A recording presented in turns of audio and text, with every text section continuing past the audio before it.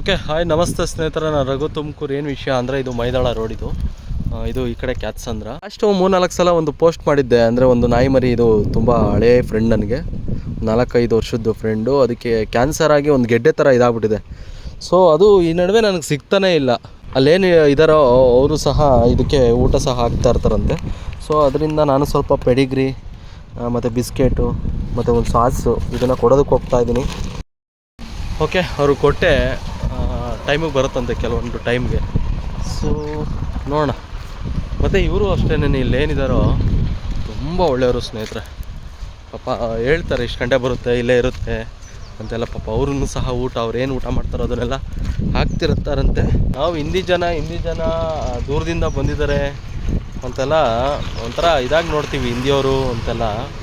But ಅವರಲ್ಲೂ ಇಷ್ಟು ಮಾನವೀಯತೆ ಇದೆ ಅಂದರೆ ಸ್ನೇಹಿತರೆ, ತುಂಬ ಮಾನವೀಯತೆ ಇರುತ್ತೆ. ಪಾಪ ಅವ್ರು ಊಟ ಎಲ್ಲ ಹಾಕ್ತಾರಂತೆ, ಗೊತ್ತಾ.